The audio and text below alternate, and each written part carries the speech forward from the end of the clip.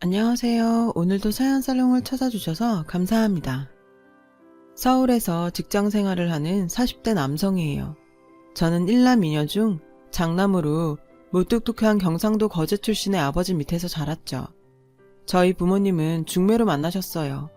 맞선 당일 처음 만난 자리에서 어머니께 청혼을 하셨을 정도로 저희 아버지는 성격이 무지 급하세요. 게다가 필요한 말 외에는 거의 하지 않는 분이시고요. 그럼에도 불구하고 당신이 불편하고 싫은 부분은 누구보다 정확하고 강력하게 역정을 내시며 표현하는 분이기도 해요. 저는 그런 아버지가 어릴 때부터 무섭고 불편했어요. TV 속 다정한 아버지들과는 전혀 달랐으니까요.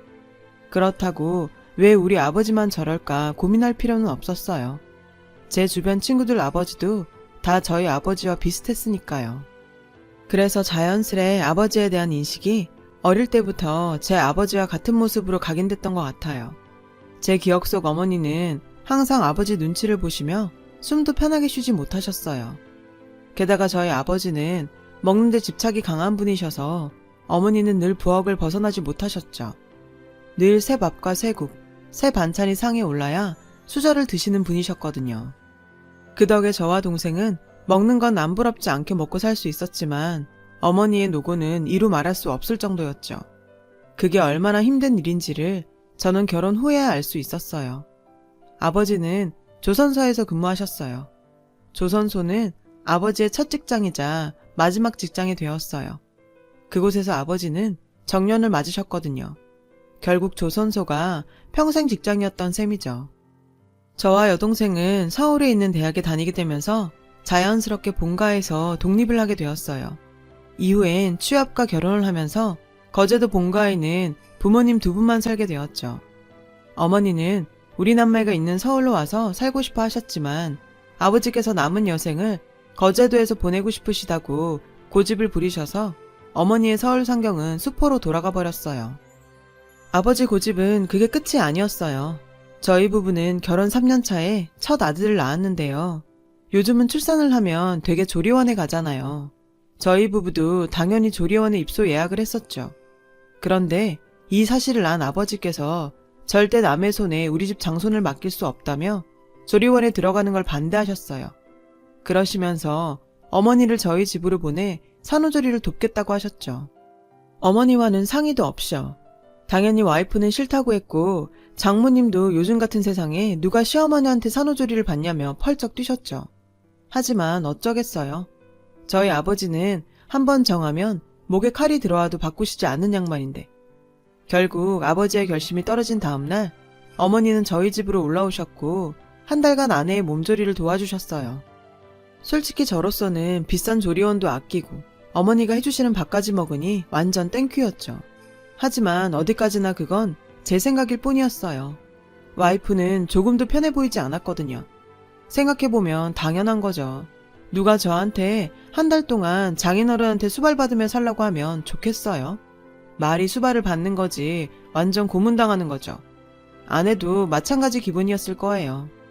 그래서 저는 한 달 동안 야근도 않고 불필요한 회식 자리도 피하며 퇴근 후엔 집으로 바로 달려왔어요. 그렇게 한 달의 시간이 흘렀고 어머님은 거제도로 내려가셨죠. 그런데 이번엔 결혼한 여동생이 입덧이 유난스러워서 부모님께 도움을 청했고 결국 어머니는 2주 만에 다시 서울로 올라오셔야 했어요. 여동생이 먹지도 못하고 하열이 잦아 힘들어하자 괜찮아질 때까지 어머니가 서울에 계시기로 했거든요. 문제는 아버지였죠. 삼시세끼 어머니가 해다 바치는 음식만 드시다가 손수하시려니 입에도 안 맞고 힘드셨던 거죠. 그래서 남들 다 하는 임신 가지고 유난 떤다며 아버지는 여동생을 혼내셨고 어머니에게 당장 내려오라고 불효령을 내리셨죠. 여동생은 그런 아버지한테 서운해하며 아이가 잘못되면 다 아버지 탓이라며 악다구니를 쳤지 뭐예요. 그게 화근이 되어서 아버지는 거제도 집을 처분하시고 여동생 집 근처에 작은 거처를 마련하게 되었어요. 당신은 당신대로 어머니의 수발을 받으면서 딸도 챙기라는 꼼수였죠. 아무튼 그렇게 저희 부모님은 서울살이를 시작하셨고 덕분에 저와 와이프는 다투는 일이 많아졌어요. 저희 아버지는 제 아내에게도 어머니한테 하시듯 요구하는 것이 많으셨거든요. 며느리의 본분이라는 명목하에요. 그 덕에 저는 아버지 눈치 보랴, 와이프 눈치 보랴. 정말 죽을 것 같았죠. 한 번은 2살 된 제 아들이 어린이집에서 다쳐온 적이 있는데 어린애를 어린이집 같은 데 보내서 이런 일이 생긴 거라며 제 와이프를 혼내신 거죠. 당시 와이프는 복직을 위해 회사 동료를 만나 복귀를 타진하고 있을 때였어요. 그러기 위해 아이를 어린이집에 보내야 한다는 뜻을 굽히지 않았고 아버지는 와이프에게 어디 며느리가 시아버지 말에 토를 다냐며 역정을 내셨죠. 저는 이러다가 아버지 때문에 이혼하게 생겼다 싶더라고요. 제가 회사 그만두고 예준이 키울게요. 그럼 되죠? 제 말에 아버지는 불처럼 화를 내셨고 어른이 되고 처음으로 뺨을 맞았어요. 그래서 이번에도 저희 어머니가 저희 아들을 보게 되셨죠. 그 뒤로 간호사인 동생을 대신해 외손자까지 맡으시게 되셨고요. 70이 넘은 노모가 아이 둘을 돌보는 건 제가 걱정했던 것보다 훨씬 불가능한 일이었어요. 손목이며 허리며 무릎까지 어머니는 통증을 호소하셨죠. 사태가 이렇게 되자 결국 제 와이프가 2달 만에 항복하고 복직을 포기했어요. 저는 와이프한테 미안해서 얼굴을 들 수가 없었어요. 이런 상황을 만든 아버지가 원망스럽더군요. 그래서 저는 아버지에 대한 반발심으로 와이프 몰래 같은 아파트 단지 내 가정 어린이집을 알아봤어요. 다행히 한 자리가 있다고 해서 와이프와 상의도 없이 등록해버렸어요. 가정 어린이집은 아침 10시부터 오후 3시까지 아이를 맡길 수 있었는데 비록 얼마 안 되는 시간이지만 평소 활동적인 와이프가 편히 그 시간을 활용하면 좋겠다는 바람이었죠. 와이프는 제 결정을 반기면서도 걱정을 했어요. 저는 5시간 정도라 아버지한테 들킬 염려 없다고 와이프를 안심시켰죠. 그래도 혹시 몰라 어머니한테는 말씀을 드렸어요. 그런데 희한하게 이번엔 어머니가 제게 서운해하시는 게 아니겠어요? 여자란 나이와는 상관없이 참 어려운 존재라는 걸 뼈저리게 느끼는 순간이었어요. 어머니는 3교대 간호사로 근무하는 여동생네 애를 여전히 봐주고 계셨어요. 나중에 여동생한테 들으니 나는 꼬부랑 할머니가 돼서도 남편이 이래라 저래라 하는데 걔는 무슨 복에 내 아들을 만나 처리 호강을 한다니? 내가 그걸 보고 앉아있으면 약이 올라서 폐가 다 아프다 라고 하셨다더군요. 도대체 저는 어느 장단에 맞춰야 하는 걸까요? 하나를 해결하면 또 다른 문제가 생기는 첩첩산중이 따로 없었죠. 애당초 결혼 같은 거 하지 말 걸 왜 했나 싶더라고요. 그렇게 속으로 되도 않는 후회를 했죠. 이런 제 고민을 알았는지 와이프가 문화센터에서 저희 어머니 또래분들이 많이 수강한다는 강좌 책자를 가지고 왔더라고요. 생각해보니 어머니는 서울에 오셔서 계속 손주만 봤으니 얼마나 심심하시고 외로우셨을까 싶은 마음이 들더라고요. 이번 기회에 어머니 기분도 풀어드릴 겸 저는 당장 부모님 댁으로 달려갔어요. 그리고 강좌 책자를 내밀었죠. 엄마, 여기서 하고 싶은 거 있으면 다 골라요. 엄마 시간 되면 내가 다 신청해 줄게. 어머, 이게 다 뭐냐?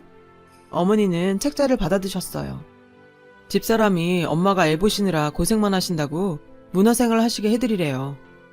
어머니는 처음엔 이런데 쑥스러워서 못 갈 것 같다고 거절하셨지만 제가 우겨서 노래교실에 다니게 되셨어요. 처음엔 돈 아깝다고 자긴 시간도 없고 입고 갈 옷도 없다고 빼시다가 다행히도 수업이 재미있었는지 그 뒤로 어머니는 일주일 중에 노래교실 가는 날만을 손꼽아 기다리게 되셨죠.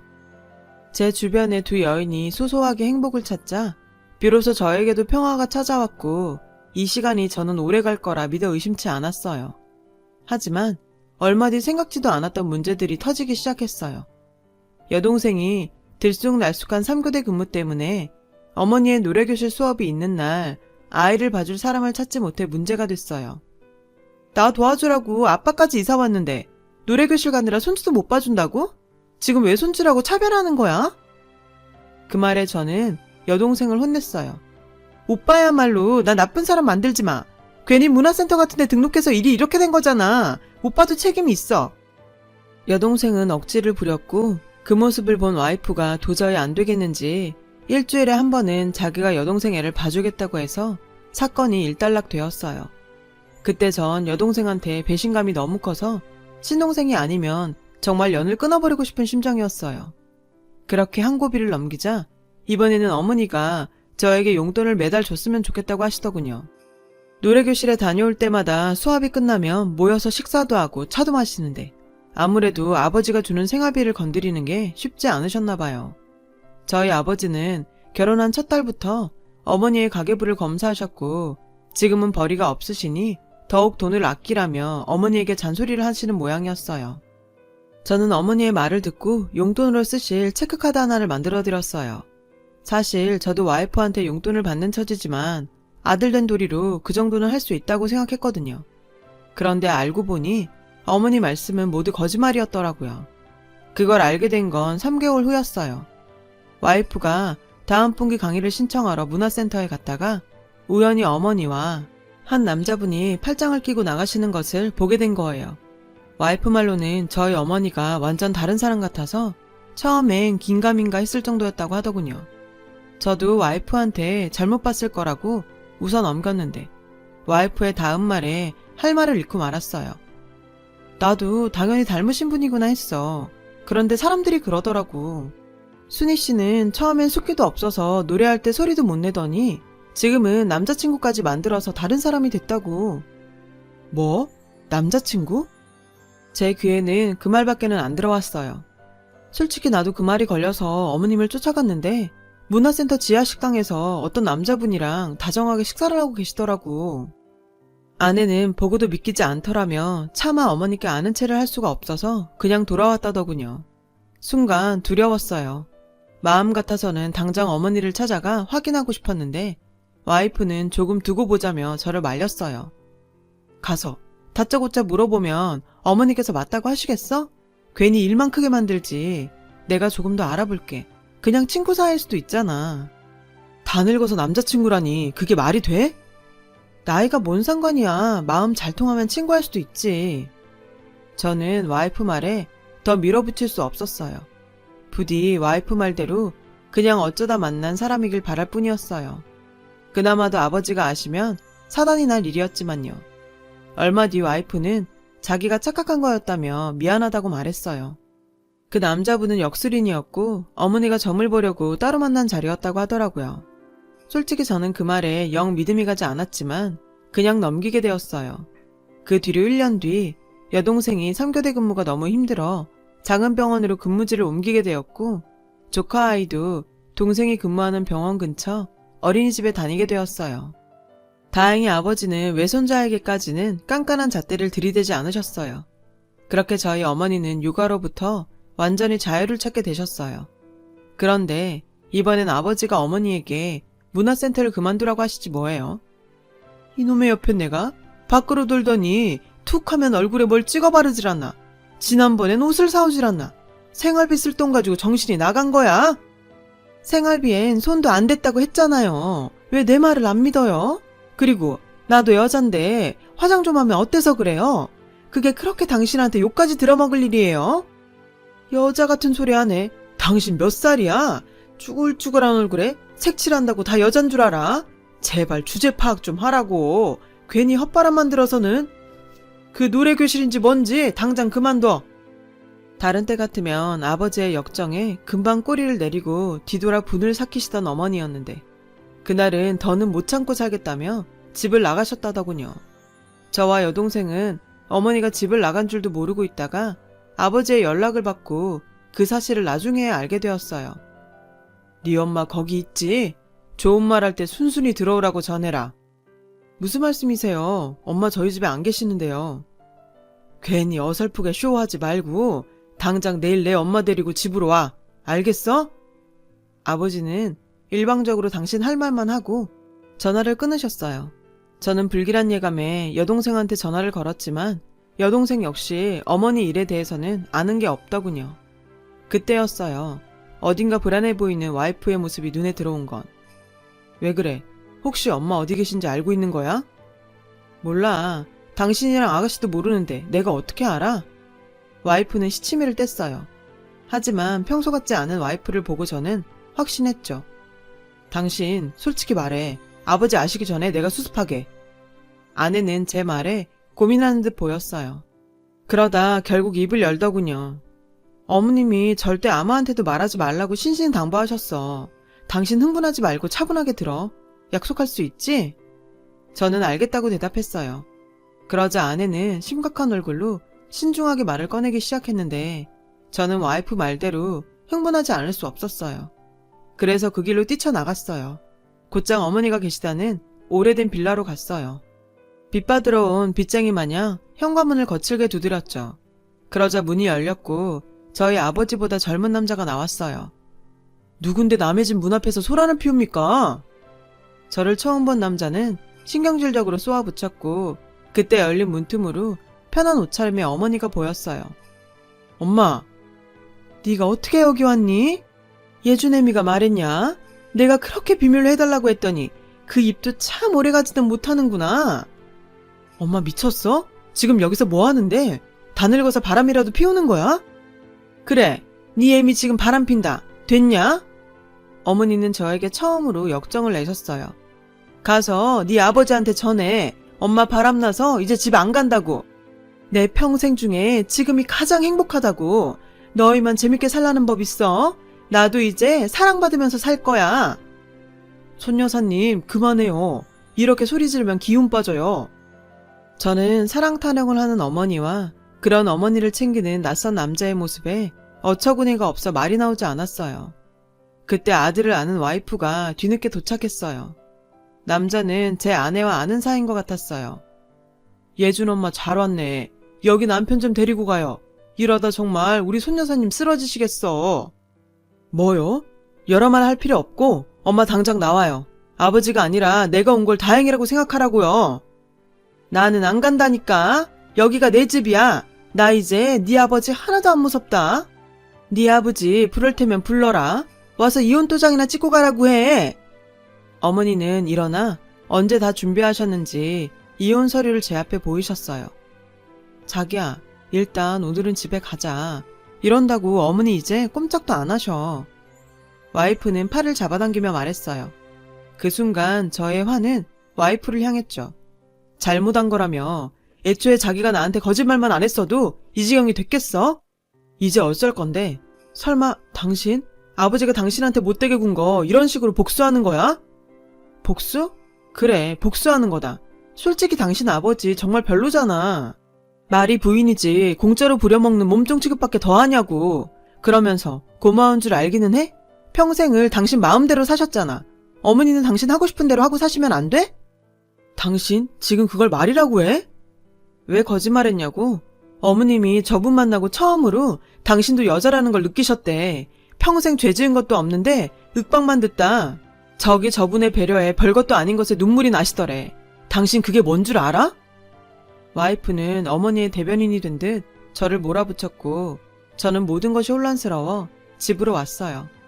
제 손에는 어머니가 주신 이혼 서류가 들려 있었는데 차마 그걸 아버지 앞에 들이밀 수는 없겠더라고요. 그날 저녁 저희 부부와 여동생 부부는 모여서 이 사단에 대해 얘기를 나눴어요. 제 얘기를 들은 여동생은 충격이 꽤 큰 듯 보였고 제가 그랬듯 여동생도 제 와이프에게 원망을 쏟아냈어요. 그날 저희는 아무런 대책을 마련하지 못했어요.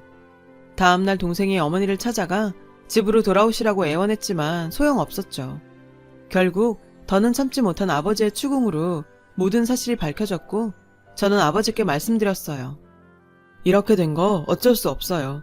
그냥 아버지 업보라고 생각하시고 어머니가 원하시는 대로 해주세요. 제 말에 아버지는 이혼을 하라는 거냐며 저에게 리모컨을 던지셨어요. 저는 날아온 리모컨을 맞으면서도 할 말을 이어갔어요. 그러게 평소에 어머니한테 잘 하시지 그랬어요. 이제 더 이상은 아버지랑 못 사신다잖아요. 당신도 존중받고 사랑받고 살겠다고요. 솔직히 말씀해보세요. 어머니 한번 존중해 주셨어요? 아버지 편하자고 데리고 사는 거 아니고요? 이놈이 실성을 했나? 화가 단단히 난 아버지는 결국 혈압으로 쓰러지셨고 그 길로 병원에 입원까지 하게 되셨지만 어머니는 매정하게도 꼼짝도 하지 않으셨어요.